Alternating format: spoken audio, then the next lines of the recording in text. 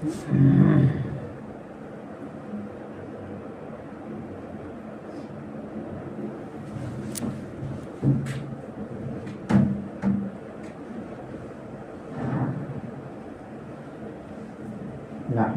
ونصلي على رسوله الكريم أما بعد فأعوذ بالله من الشيطان الرجيم بسم الله الرحمن الرحيم ويل لكل همزة لمزة الذي جمع مالا وعدده يحسب أن ماله أخلده صدق اللہ العظیم۔ سامعین محترم اور معزز ساتھیوں، اللہ تعالیٰ نے اس امت پر سب سے بڑا احسان یہ فرمایا کہ اللہ نے اپنا کلام پاک ہمارے درمیان اتارا، اور وہ کلام پاک ہماری رہنمائی کرنے کے لیے آیا۔ ہمارے اندر کیا خرابیاں ہیں، کن خرابیوں سے دنیا میں فتنے پھیلتے ہیں، فساد پھیلتے ہیں، ان خرابیوں کو قرآن نے بیان کیا۔ کن باتوں کے کرنے سے ہمیں آخرت میں نقصان ہوگا، ان کو بھی قرآن نے بیان کیا۔ اور آخرت میں نقصان کن چیزوں سے ہوتا ہے، یہ قرآن کے علاوہ کسی اور کتابوں سے ہمیں سمجھ میں نہیں آ سکتا ہے، کیونکہ قرآن اللہ کا کلام ہے اور اللہ کو معلوم ہے آخرت کی باتیں، یا اللہ کے نبی صلی اللہ علیہ وسلم کو معلوم ہے۔ تو ہمارے پاس دو ہی راستے تھے، قرآن اور حدیث، کہ ہم ان باتوں کو سمجھے جن باتوں کی وجہ سے آخرت میں ہمارا نقصان ہوتا ہے۔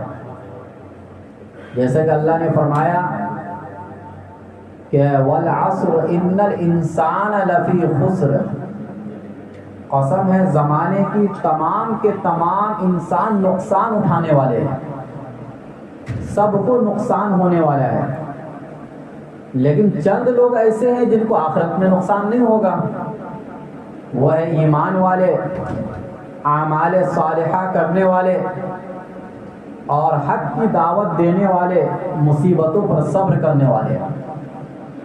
لیکن وہ نقصان اٹھانے والے کون لوگ ہیں؟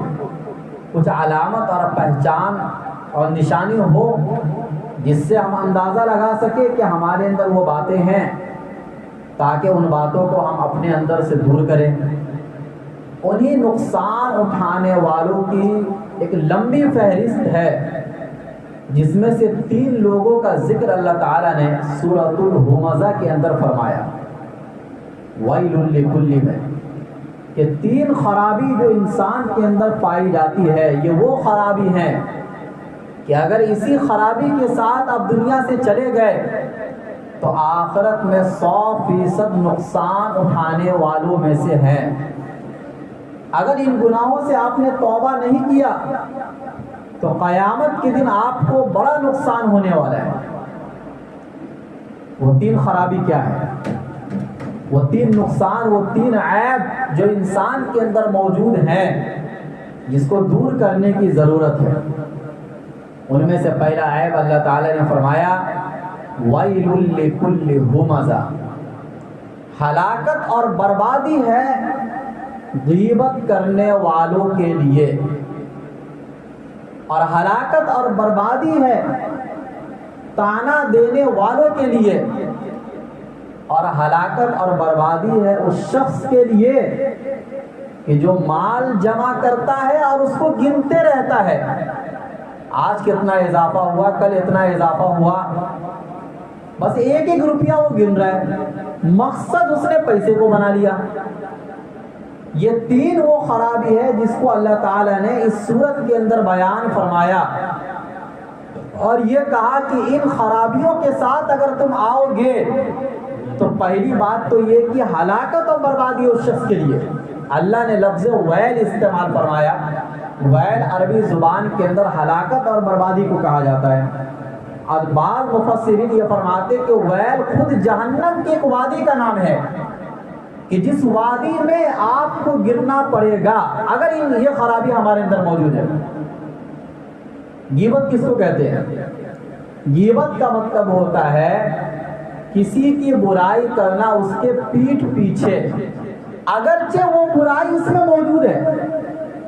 یعنی بعض مرتبہ جب ہم کسی کو منع کرتے ہیں کہ بھائی کسی کی برائی کیوں بیان کرتے ہو، تو سامنے والا پلٹ کر یہی جواب دیتا ہے کہ بھائی یہ برائی اس کے اندر موجود ہے. تو موجود برائی کو بیان کرنا کون سا گناہ ہے؟ ہم کون سا جھوٹ بول رہے ہیں؟ تو یہ بات یاد رکھیں کہ جھوٹ بولنا ایک الگ چیز ہے، وہ ایک الگ گناہ ہے. کسی میں کوئی برائی ہو پیٹھ پیچھے آپ بیان کر رہے ہیں، یہی غیبت ہے. اور اگر اس میں کوئی برائی نہیں ہے پھر بھی آپ بیان کر رہے ہیں، یہ تہمت ہے. تہمت الگ گناہ ہے، یہ بھی منع ہے اسلام میں، اور غیبت الگ گناہ ہے، یہ بھی منع ہے اسلام میں. برائی ہوتے ہوئے اپنی زبان کو خاموش رکھو، یہ اللہ فرماتے ہیں. اللہ کو حق ہے کسی کی برائی بیان کرنے کا، لیکن اس کے باوجود بھی اللہ تعالیٰ اپنے بندوں کے گناہوں کو چھپا کر رکھتا ہے. اللہ تعالیٰ کی نگرانی سے تو آپ نہیں بچ سکتے نا، اللہ تعالیٰ تو ہر جگہ دیکھ رہا ہے، لیکن اس کے باوجود اللہ کو یہ طاقت ہے، یہ قدرت ہے کہ کوئی گناہ آپ کرے چوری چھپ کے، اللہ اس کو اجاگر کر دے. کسی بھی طریقے سے اللہ کر سکتے، کسی بندے کو وہاں پہنچا دے یا کوئی راستہ نکال دے اس کو ذلیل و رسوا کرنے کا، وہ اس کو نہیں بچا سکتا ہے. لیکن اس کے باوجود بھی اللہ ہر ایک کے عیب کو چھپا کر رکھتا ہے، اور قیامت کے دن بھی اللہ چھپائے گا. ہاں، جو انسان بہت زیادہ حد سے آگے گزر جائے گا، جس کے بارے میں یہ فیصلہ ہو جائے گا کہ اب یہ جہنمی ہے، پھر اس کے بارے میں چھپا کر کوئی فائدہ نہیں. تو اسی لیے ہمیں بھی یہ تعلیم دی گئی کہ آپ کسی کی غیبت نہ کیجیے، کسی کی برائی نہ کیجیے اگرچہ وہ برائی اس کے اندر موجود ہو. غیبت دوسری آیتوں میں یہ آتا ہے کہ یہ ایسا ہے جیسے کوئی آدمی اپنے مرے ہوئے بھائی کا گوشت کھا رہا ہو. جس طریقے سے انسان یہ کھانا پسند نہیں کرتا، اسی طریقے سے غیبت کو بھی پسند نہ کرو. یہ گناہ کبیرہ میں سے ہے، لیکن آدمی گناہ سے توبہ اسی وقت کرتا ہے جب آدمی اس کو گناہ سمجھے. آج کا معاشرہ ایسا بن گیا ہے کہ غیبت کو گناہ نہیں سمجھتے ہیں، بلکہ غیبت کی مجلسیں لگائی جاتی ہیں، اور ان مجلسوں میں باضابطہ کسی کو ٹارگٹ کر کے اس کی برائی بیان کی جاتی ہے.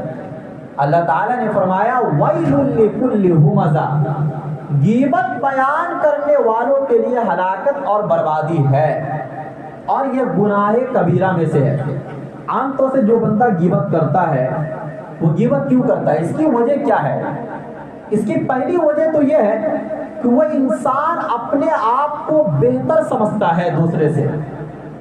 غیبت کرنے والا انسان کہیں نہ کہیں وہ اپنے آپ کو بہتر سمجھ رہا ہے، اس لیے وہ غیبت کر رہا ہے. پہلی خرابی تو یہ آتی ہے غیبت کرنے کی وجہ سے. دوسری خرابی غیبت کرنے کی وجہ سے یہ آتی ہے کہ آپ جس کی غیبت کر رہے ہیں اس کی دشمنی آپ کے ذہن میں اور دماغ میں بیٹھ جاتی ہے. اگرچہ ایک دو مرتبہ غیبت کرنے سے دشمنی نہیں بیٹھے گی، کبھی کبھار عام طور سے انسان کسی کی غیبت یوں ہی بھی کر دیتا ہے بغیر دشمنی کے بھی، لیکن جب غیبت کی لت لگ جائے کسی انسان کو تو ہر انسان سے اس کو دشمنی ہوتے چلی جائے گی. پھر اس کی نظر میں کوئی بھی انسان اچھا اس کو نہیں لگے گا. یہ غیبت کا نقصان ہے. تو پہلی خرابی تو یہ کہ وہ اپنے آپ کو بہتر سمجھتا ہے. دوسری خرابی یہ کہ اس کے ذہن میں دشمنی بیٹھ جاتی ہے سامنے والے کی، اور یہ دشمنی بھی کیا ہے؟ گناہ کبیرہ. یعنی ایک گناہ کرنے کی وجہ سے کتنے گناہ آپ کرتے چلے جا رہے ہیں.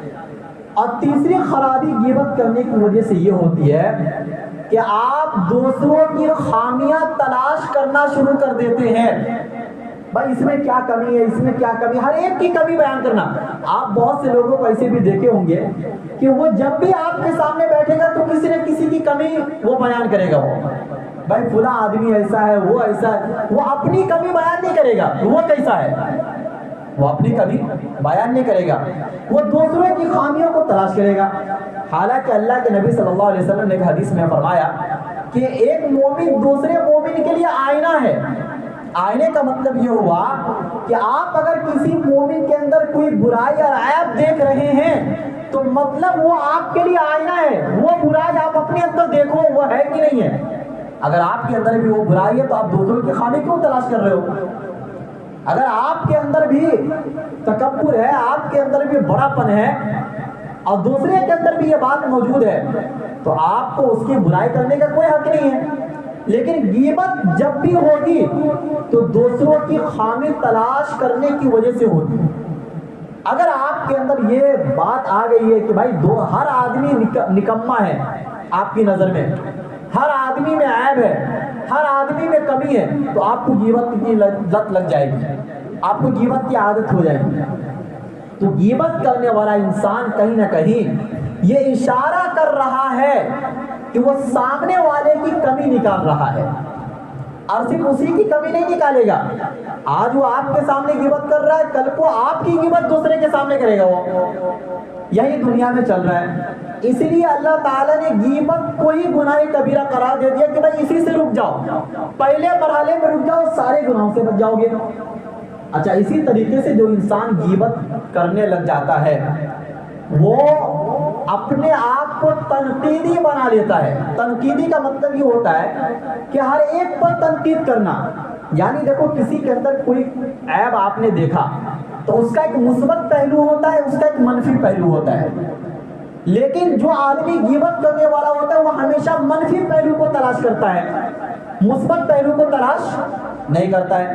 بھائی ایک آدمی کے اندر کوئی گناہ ہے یا مان لیجئے کوئی غلطی اس کے اندر موجود ہے تو آپ اس کا کوئی اچھا پہلو بھی تلاش کر سکتے ہیں اور آپ اس کا غلط پہلو بھی تلاش کر سکتے ہیں، لیکن غیبت کرنے والا انسان ہمیشہ غلط پہلو کو تلاش کرے گا، ہمیشہ غلط پہلو کو تلاش کرے گا۔ مان لیجئے ایک آدمی نماز نہیں پڑھ رہا ہے تو اس کا ایک پہلو یہ بھی ہے کہ بھائی یہ یہاں نماز نہیں پڑھ رہا، کہیں اور نماز پڑھ رہا ہوگا کسی دوسری مسجد میں، لیکن وہ آپ کو نظر نہیں آ رہا، آپ نے اس کو تنقید کا نشانہ بنا دیا کہ یہ آدمی بے نمازی ہے، حالانکہ وہ بے نمازی نہیں ہے۔ بہت سی مرتبہ غلط فہمی ہو جاتی ہے، بہت سی باتوں کو سمجھنے میں۔ غلط فہمی کا علاج یہ ہے کہ سامنے والے سے بات کر لو، لیکن جو غیبت کرنے والا انسان ہوگا اسی غلط فہمی کو پھیلائے گا، وہ پورے محلے معاشرے میں پھیلائے گا، سارے لوگوں سے اس کو بدزن کر دے گا، سارے لوگوں سے اس کو بدزن کر دے گا۔ تو غیبت کا یہ بہت بڑا نقصان ہوتا ہے کہ وہ انسان کسی کے مثبت پہلو کو اچھے پہلو کو تلاش نہیں کرتا ہے، ہمیشہ غلط پہلو کو تلاش کرتا ہے۔ جس طریقے سے دو قسم کی مکھیاں ہوتی ہے، ایک شہد کی مکھی ہوتی ہے جو اچھی چیزوں پر بیٹھتی ہے، اور ایک عام مکھیاں ہوتی ہیں جو گندگی پر بھی بیٹھ جاتی ہے۔ تو آپ ان میں سے کون سی مکھی بننا چاہتے ہیں، شہد والی مکھی یا عام مکھی؟ ظاہر سی بات ہے شہد والی مکھی کی اللہ نے بھی تعریف کی ہے، اور وہ مکھی ہمیشہ اچھی چیزوں پر بیٹھتی ہے۔ تو اس لیے آپ اپنے آپ کو ہمیشہ ایسا بناؤ کہ آپ ہمیشہ لوگوں کی اچھائیاں بیان کرو، برائیاں بیان مت کرو۔ برائی بیان کرنے والا آدمی ایک نہ ایک دن خود برائی میں پھنستا ہے اور اللہ اس کو ذلیل کرتا ہے، رسوا کرتا ہے اس کو۔ اس لیے کسی کی برائی کے پیچھے زیادہ نہیں لگنا چاہیے۔ فرمایا وَيْلٌ لِكُلِّ ہُمَزَةٍ کہ غیبت کرنے والے کے لیے ہلاکت اور بربادی ہے، دوسرے تانا دینے والے کے لیے بھی ہلاکت اور بربادی ہے۔ تانا دینے والا آدمی کیا کرتا ہے، وہ کھلا آمنے سامنے وہ تانا دیتا ہے، یا تو مذاق اڑاتا ہے یا اس کی زندگی کے کسی ایسے پہلو کو سامنے لاتا ہے جس سے اس کو تکلیف ہوتی ہے، اور وہ سامنے بول رہا ہوتا ہے۔ بہت سے لوگ یہ بولتے ہیں کہ بھائی میں حق بات بولنے سے پیچھے نہیں ہٹتا ہوں، تو یہ بات یاد رکھیے کہ ہر حق بات ہر جگہ بولنے کی ہوتی نہیں ہے۔ اللہ کے نبی صلی اللہ علیہ وسلم جب کسی کے اندر کچھ کمی دیکھتے تھے اور ان کو منع کرنا ہوتا تھا تو یا تو ان کو تنہائی میں سمجھاتے تھے، یا اگر مجمع عام میں کوئی بات بولنی ہوتی تھی تو اللہ کے نبی صلی اللہ علیہ وسلم کسی کا نام لے کر نہیں بولتے تھے، ایک عام برائی بیان کر دیتے تھے کہ لوگوں میں غصہ پھیلتے جا رہا ہے۔ اب جس میں غصہ زیادہ ہوگا وہ بھی نصیحت حاصل کر لے گا، اور جس کے بارے میں نہیں معلوم ہے کہ غصہ کرنے والا ہے یا نہیں ہے وہ بھی نصیحت حاصل کر لے گا۔ تو کسی بھی برائی کو کسی کی طرف منسوب کر کے بیان مت کرو. اسی کو تانا کہا جاتا ہے. تانا دینے والا آدمی کہیں نہ کہیں گھمنڈ میں مبتلا ہوتا ہے. اس لیے کسی کی بھی رسوائی وہ 10 لوگوں کے سامنے کرنا شروع کر دیتا ہے. یہ گھمنڈ کی علامت ہے. اگرچہ وہ سامنے والا یہ کہے کہ میرے اندر تکبر نہیں ہے، لیکن تکبر ہے اس میں. جبھی تو وہ ایسا پہلو اختیار کر رہا ہے، یا وہ اپنے آپ سے مطمئن نہیں ہوتا ہے. وہ جو آدمی تانا دیتا ہے وہ اپنی زندگی سے مطمئن نہیں ہوتا ہے، اس لیے وہ تانا دیتے رہتا ہے. اپنی زندگی کا وہ مشغلہ بنا لیتا ہے تانا دینے کو، یا وہ کہیں نہ کہیں احساس کمتری کا شکار ہوتا ہے، اس لیے وہ تانا دینے کو اپنی عادت بنا لیتا ہے. اسی سے سکون حاصل کرتا ہے. وہ بہت سے لوگوں کو سکون کسی کی برائی بیان کر کے ملتا ہے اور اس کو اچھا لگتا ہے یہی بولنے میں.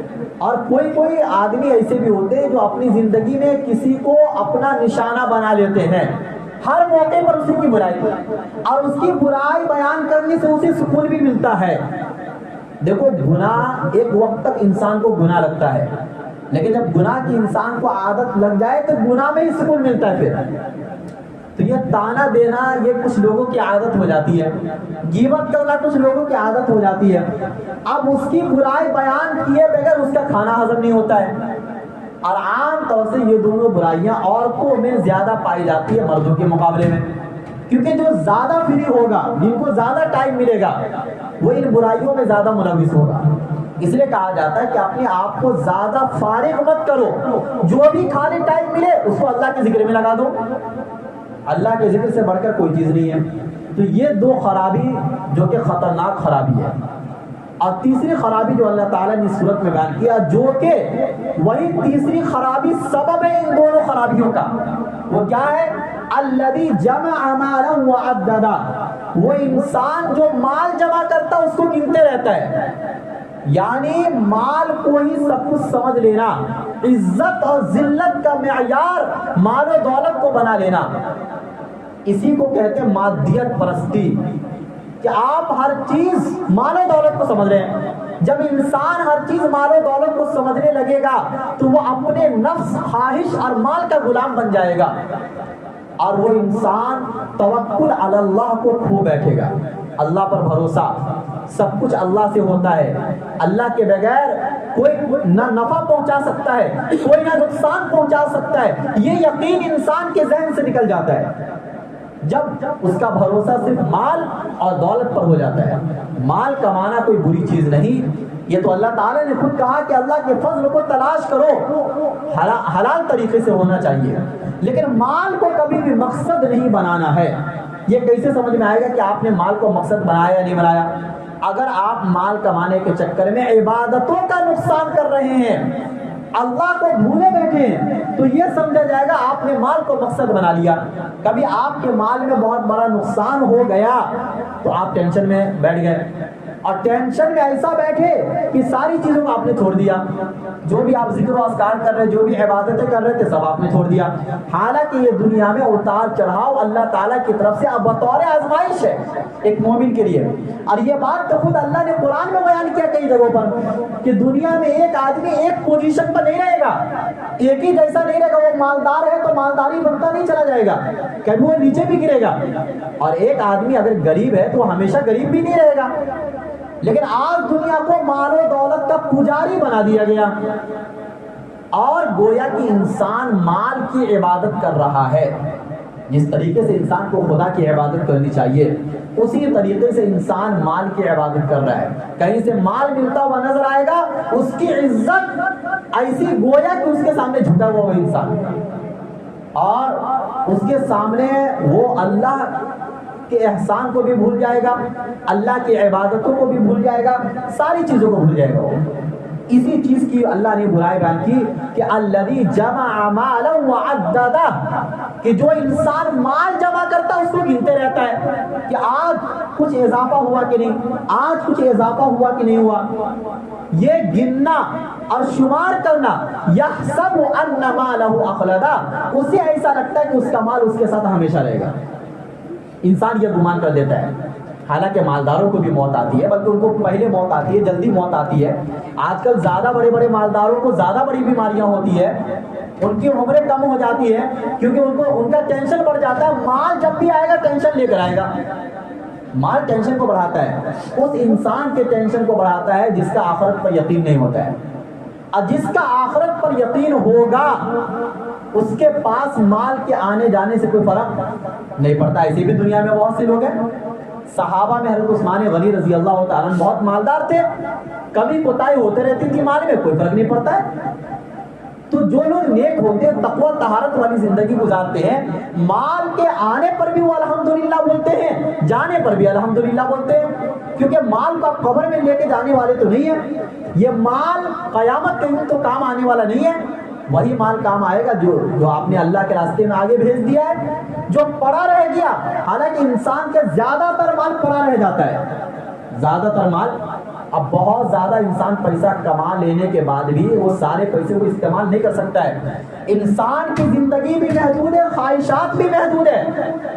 تصورات کی دنیا میں خواہشات محدود نہیں ہے, آپ کتنی بھی خواہش کر لیں, لیکن عمل کی زندگی میں خواہشات محدود ہے. آپ کھانا کھانے کے لیے بیٹھے, کھانے کی آپ کو خواہش ہے, کتنا کھانا کھائیں گے آپ, اور کس حد تک کھا سکتے ہیں. آپ کو اگر غلط قسم کی لت لگ گئی ہے خواہشات کو پورا کرنے کی, کوئی آدمی زانی بن گیا, کتنا زنا کر لے گا دنیا میں, اب کتنی جگہ وہ گناہ کر سکتا ہے بھائی, ایک وقت میں جا کے وہ بھی تھکے گا. لیکن اللہ تعالیٰ نے جنت میں جو ہماری خواہش رکھی ہے اس کی کوئی لمٹ نہیں ہے. آپ کھانا کھا رہے تو 24 گھنٹہ کھا سکتے ہو, کوئی فرق نہیں پڑتا ہے. نہ آپ کو بیماری چھوئے گی, اور نہ آپ کو ٹوائلٹ باتھ روم کا ٹینشن ہوگا, اور نہ آپ کو بھوک کا کوئی ٹینشن ہوگا. یہ چیزیں تو جنت میں پوری ہونے والی ہے, آپ اس کو دنیا میں پوری کرنا چاہتے ہیں. تو یہ تو انسان کی بھول ہے. اسی کو تو اللہ تعالیٰ نے فرمایا کہ جو انسان اللہ کو بھول جاتا ہے وہ اپنے آپ کو بھی بھول جاتا ہے, وہ اپنے نفع نقصان کو بھی بھول جاتا ہے. تو بہت زیادہ پیسہ کما لینے کے بعد بس اتنا تو آپ کر سکتے کہ آپ اس کو دیکھ دیکھ کر خوش ہو سکتے ہیں کہ بھائی میرے بینک میں اتنا پیسہ رکھا ہے, لیکن یہ پیسہ سارا کا سارا آپ کو کام نہیں آئے گا. بس جو بنیادی ضروریات ہیں انسان کی آپ اتنا پورا کر سکتے ہیں, بس اس کے آگے پیسہ صرف پڑا رہے گا, پڑا رہے گا. اور آپ کے چلے جانے کے بعد آپ کی آل و اولاد اس سے عیاشی کرے گی, جس کا گناہ آپ کے بچوں کو بھی ہوگا اور آپ کو بھی ہوگا, کیونکہ آپ کے کمائے ہوئے پیسے سے وہ عیاشی کر رہے ہیں. تو سبب آپ بنے. تو کہنے کا مطلب یہ کہ اللہ تعالیٰ اس بات سے منع کر رہا ہے کہ یہ پیسہ ایسا آپ سمجھ رہے ہیں کہ یہ ہمیشہ آپ کے ساتھ رہے گا اور یہی آپ کی زندگی کو بچائے گا. حالانکہ پیسہ انسان کو صحت نہیں دے سکتا. پیسے سے آپ دوا کر سکتے ہیں, علاج کر سکتے ہیں, لیکن کیا ہر علاج کرانے والے آدمی کو صحت مل جاتی ہے؟ ایک مرتبہ جو بیماری لگی, دوا سے آپ ایک حد تک کنٹرول کر سکتے ہیں, بیماری جب لگ گئی تو ختم نہیں ہوتی پھر. اور آج کے زمانے میں تو صحت کا بیڑا غرق ہو چکا ہے. آج تو ویسے بھی انسانوں کے پاس صحت نہیں ہے. ایک مرتبہ پیر پھوٹ گیا آپ اس کو جوڑ سکتے ہیں, لیکن جو طاقت پہلے تھی وہ طاقت اب پیسوں سے تھوڑی نہ لا سکتے ہیں. اب پیسوں سے تو وہ طاقت نہیں لا سکتے, وہ پیر نہیں لا سکتے, وہ صحت نہیں لا سکتے ہیں, وہ دل دماغ جو جوانی میں تھے وہ بڑھاپے میں آپ پیسوں سے نہیں لا سکتے ہیں. تو پیسہ کس حد تک کام کر سکتا ہے؟ ایک حد تک کام کر سکتا ہے, بس اس سے زیادہ نہیں کام کر سکتا ہے. آپ اللہ تعالیٰ کو پیسوں سے چیلنج تو نہیں کر سکتے نا. اللہ تعالیٰ نے جو کہا ہے کہ انسان کی زندگی میں اتار چڑھاؤ آئیں گے, پیسے والوں کی زندگی میں بھی آئیں گے, غریبوں کی زندگی میں بھی آئیں گے. تو اگر ایک انسان پیسے کو سب کچھ سمجھ رہا ہے تو اللہ نے اس کے بارے میں اعلان کیا کَلَّا لَيُنبَذَنَّ فِي الْحُطَمَةِ, ہرگز نہیں, ایسے انسان کو حطمہ میں پھینک دیا جائے گا. اور حطمہ کس کو کہتے ہیں؟ وَمَا أَدْرَاكَ مَا الْحُطَمَةُ, آپ کو کیا معلوم کہ حطمہ کیا ہے؟ نار اللہ الموقدہ, یہ اللہ کی سلگائی ہوئی آگ ہے. یہ اللہ کی, یعنی ایک انسان جب غیبت کرتا ہے, تانا دیتا ہے اور مال کو جمع کرتا ہے تو یہ گویا کہ اپنے سینے کے اندر لالچ اور بخل کی آگ کو بھڑکاتا ہے, اور یہی آگ جہنم میں جلے گی. یعنی وہ گویا کہ جہنم باہر سے نہیں, وہ اپنے اندر خود ہی پیدا کر رہا ہے. وہ یہ اللہ کی سلگائی وہ آگ ہے جس آگ میں ایسے انسان کو پھینک دیا جائے گا, اور یہ مال قیامت کے دن کام نہیں آئے گا. نار اللہ الموقدہ التی تطلع علی الافئدہ, جو آگ دلوں پر جا کر جلے گی, دلوں کی نگرانی کرے گی. دلوں پر کیوں جلے گی؟ کیونکہ انسان مال کی محبت کو اپنے دلوں میں جمع کرتا ہے، غیبت کرتا ہے، اس کا تعلق بھی دل سے ہے، کسی کو تانا دیتا ہے دشمنی کے نتیجے میں، اس کا تعلق بھی دل سے ہے، یہ دلوں پر جا کر آگ جلے گی۔ اب دنیا میں جو آگ ہوتی ہے وہ آگ انسان کو جلا دیتی ہے، مطلب انسان کی موت ہو جاتی ہے، اب وہ چاہے دل پر جلے چاہے دماغ پر جلے کوئی فرق نہیں پڑتا ہے، لیکن جہنم میں موت نہیں آئے گی، تو اب اگر جا کر دل پر وہ آگ جلے گی تو اب فرق پڑے گا، آپ کو اب فرق پڑے گا، اور وہ آگ دنیا کی آگ سے کہیں گنا زیادہ، 70 گنا زیادہ، فرمایا نار اللہ الموقدہ التی تطلع علی الافئدہ انہا علیہم مؤصدہ فی عمد ممددہ، وہ آگ گھیر لگی اس کو لمبے لمبے ستونوں میں، چاروں طرف سے آگ گھیر لگی۔ یہ کس گناہ کا نتیجہ ہوگا؟ 3 گناہ جو اللہ نے اس آیت اس سورت کے اندر بیان فرمائے۔ ایک غیبت کو چھوڑ دو، غیبت کرنے والے کو بھی پھینک دیا جائے گا جہنم میں۔ نمبر 2، کسی کو تانا دینا چھوڑ دو، ایسے انسان کو بھی حطامہ میں یعنی اللہ کی سلگائی ہوئی آگ میں پھینک دیا جائے گا۔ اور نمبر 3، مال کو اس طریقے سے جمع کرنا کہ اسی کو مقصد زندگی بنا لینا، اور یہ سمجھنا کہ یہی مال ہمارے ساتھ ہمیشہ رہے گا اور یہی مال ہمیں ہر جگہ کام آئے گا، یہ انسان کی غلط فہمی ہے، بلکہ مال ہر جگہ انسان کو پھنساتا ہے، ابھارتا نہیں ہے، نکالتا نہیں ہے، بلکہ پھنساتا ہے۔ لہذا مال اتنا کمانا کہ جس سے آپ کی زندگی بہت آسانی سے گزر جائے، مال اتنا کمانا کہ آپ کے پاس اپنا گھر ہو، مال اتنا کمانا کہ آپ اپنے بچوں کو اچھی جگہ پڑھا سکے، اس سے زیادہ کی تمنا کرنا انسان کے لیے دنیا میں کیا ہے؟ بیکار ہے۔ اس سے زیادہ کی تمنا کرنے سے کبھی کبھار تمنا پوری بھی ہو جائے گی، لیکن وہ مال آپ کو کام، کیونکہ اس سے زیادہ انسان کی ضروریات ہے ہی نہیں دنیا میں، جتنی ضروریات ہے اتنا آپ نے کما لیا، اس کے بعد جو بچ رہا ہے وہ ضرورت سے زیادہ ہے، جو کہ پڑا رہے گا بینک میں۔ اللہ تعالی ہم سب کو مال کی حقیقت اور دنیا کی حقیقت سمجھنے کی توفیق نصیب فرمائے۔ وآخر دعوانا